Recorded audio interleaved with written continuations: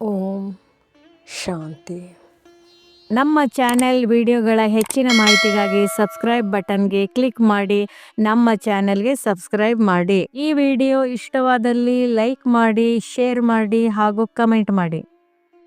ಮುಖ್ಯಾಂಶಗಳು: ಸರ್ವರ ಕಲ್ಯಾಣಕಾರಿಯಾಗಿದೆ. ತಂದೆಯ ಮುಖ್ಯ ಕರ್ತವ್ಯವೇ ವಿಶ್ವ ಕಲ್ಯಾಣ. ನಾವು ಮಕ್ಕಳು ತಂದೆಯ ಸಮಾನರಾಗಬೇಕೆಂದರೆ ಮೊದಲು ನಮ್ಮ ಕಲ್ಯಾಣ ಮಾಡಿಕೊಂಡು ನಂತರ ಇತರರ ಕಲ್ಯಾಣ ಮಾಡಬೇಕು. ಸ್ವಕಲ್ಯಾಣ ಶ್ರೀಮತದಂತೆ ನಡೆದು ಆತ್ಮವನ್ನು ಪವಿತ್ರ ಮಾಡಿಕೊಳ್ಳುವುದು ಪರ ಕಲ್ಯಾಣ. ಈ ಜ್ಞಾನವನ್ನು ಅನ್ಯರಿಗೆ ಹಂಚಿ ಅವರನ್ನು ದುಃಖದಿಂದ ಮುಕ್ತಗೊಳಿಸುವುದು. ಬಡವರ ಮೇಲೆ ತಂದೆಯ ವಿಶೇಷ ಪ್ರೀತಿ. ಬಾಬಾ ಅವರು ಶ್ರೀಮಂತರಿಗಿಂತ ಬಡ ಮಕ್ಕಳ ಭಕ್ತಿಗೆ ಹೆಚ್ಚು ಮಾರುಹೋಗುತ್ತಾರೆ. ಸುಧಾಮನ ಉದಾಹರಣೆ: ಬಡ ಮಕ್ಕಳು ₹1 ಅಥವಾ ₹1 ಕೊಟ್ಟರೂ ಅದು ಶಿವನ ಖಜಾನೆಯಲ್ಲಿ ಜಮಾ ಆಗುತ್ತದೆ. ಅದಕ್ಕೆ ಪ್ರತಿಯಾಗಿ 21 ಜನ್ಮಗಳ ಕಾಲ ಸುಖದ ಮಹಲು ಸಿಗುತ್ತದೆ.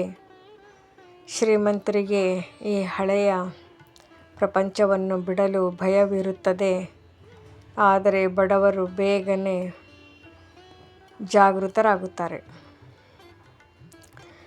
ಜ್ಞಾನದ 3ನೇ ನೇತ್ರ ಮತ್ತು ಸೃಷ್ಟಿ ಚಕ್ರ. ನಾವು ಮೊದಲು ಅಜ್ಞಾನಿಗಳಾಗಿದ್ದೆವು. ಈಗ ತಂದೆಯು ನಮಗೆ ಸೃಷ್ಟಿಯ ಆದಿಮಧ್ಯ ಅಂತ್ಯದ ಜ್ಞಾನವನ್ನು ನೀಡಿದ್ದಾರೆ. 84 ಜನ್ಮಗಳ ಏಣಿ. ನಾವು ಹೇಗೆ ದೇವತೆಗಳಾಗಿದ್ದೆವು ಮತ್ತು ಹೇಗೆ ಕೆಳಗಿಳಿದು ಪತಿತರಾದೆವು ಎಂಬುದು ಈಗ ಅರ್ಥವಾಗಿದೆ.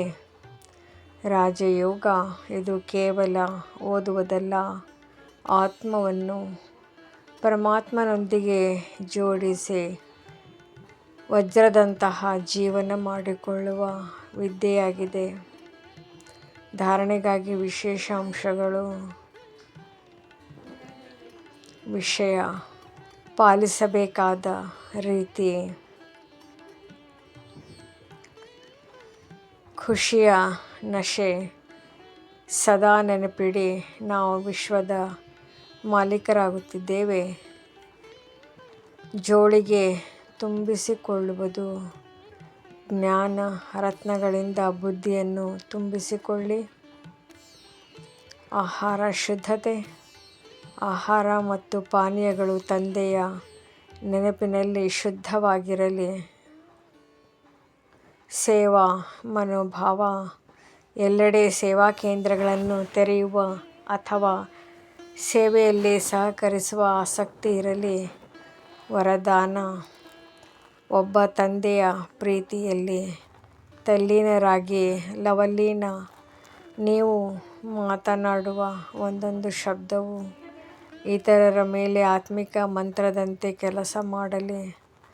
ನಿಮ್ಮ ಸ್ನೇಹವೇ ಇತರರನ್ನು ತಂದೆಯ ಹತ್ತಿರ ತರಲಿ. ಸ್ಲೋಗನ್: ಅಂತರ್ಮುಖಿಯಾಗಿರಿ.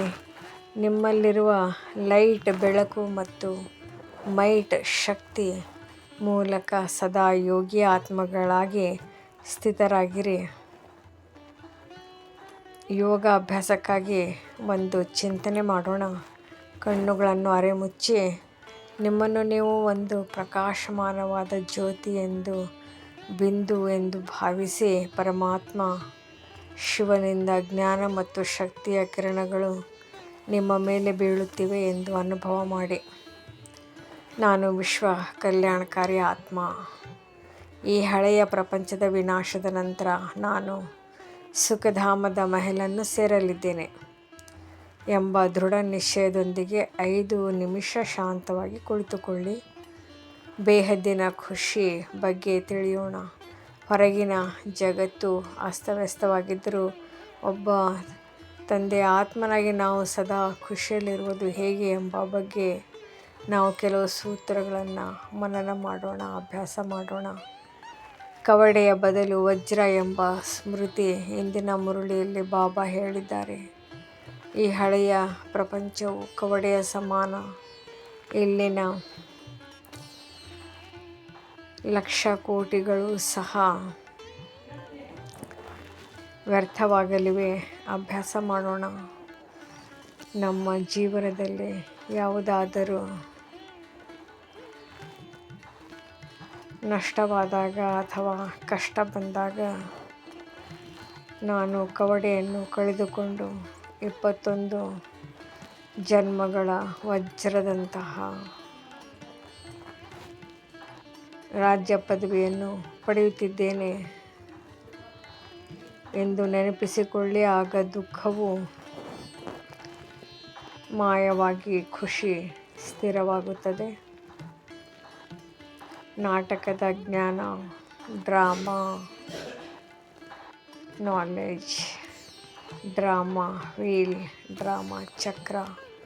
ಬಾಬಾ ತಿಳಿಸಿದ್ದಾರೆ, ಇದು ಅನಾದಿ ಮಾಡಿಸಲ್ಪಟ್ಟ ಆಟವಾಗಿದೆ. ಇದಕ್ಕೆ ಆದಿ ಮಧ್ಯ ಅಂತ್ಯ. ಅಭ್ಯಾಸ. ಪ್ರಪಂಚದಲ್ಲಿ ಯುದ್ಧ, ಕಲಹ ಅಥವಾ ಮನೆಯಲ್ಲಿ ಸಣ್ಣ ಪುಟ್ಟ ಕಲಹ, ಜಗಳ, ಸಮಸ್ಯೆಗಳು ಬಂದಾಗ ಅದನ್ನು ಒಂದು ಸಿನಿಮಾದಂತೆ ನೋಡಿ, ದೃಶ್ಯದಂತೆ ನೋಡಿ, ಸಾಕ್ಷಿಯಾಗಿ ನೋಡಿ. ಇದು ಕಲ್ಪದ ಹಿಂದಿನಂತೆ ನಡೆಯುತ್ತಿದೆ. ಇದರಲ್ಲಿ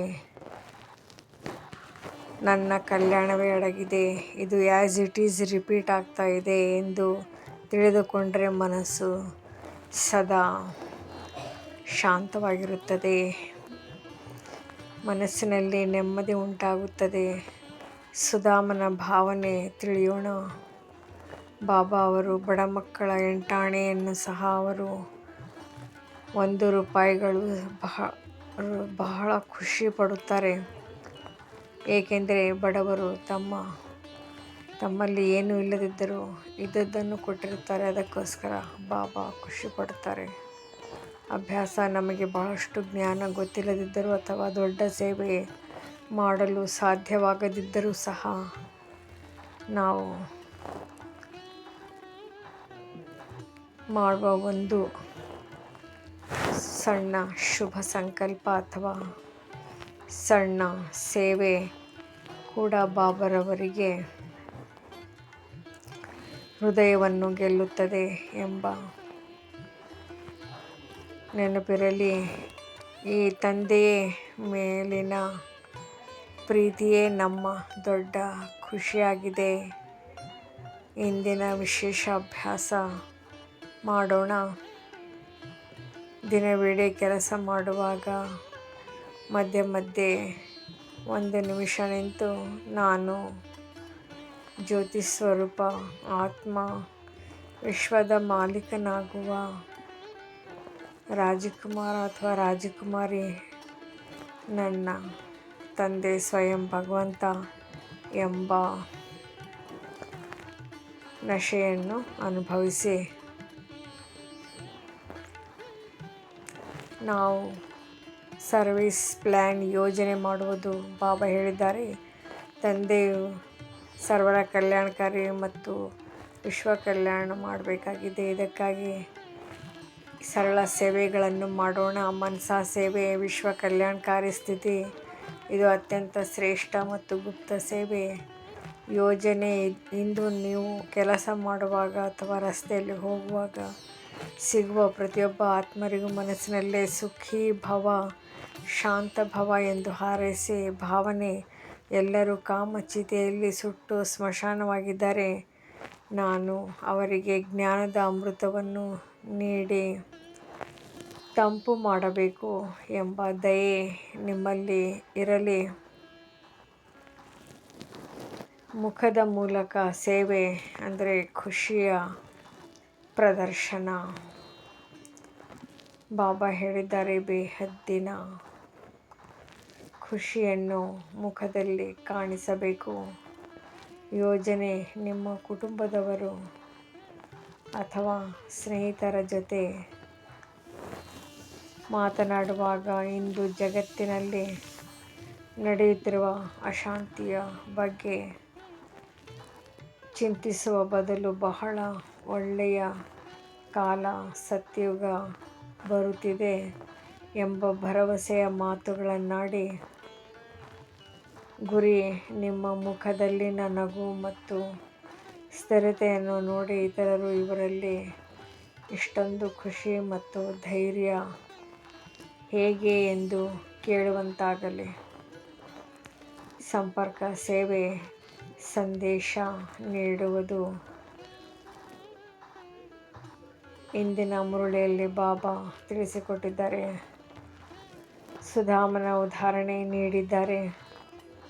ಅಂದರೆ ಸಣ್ಣ ಸೇವೆಯು ದೊಡ್ಡ ಫಲ ನೀಡುತ್ತದೆ.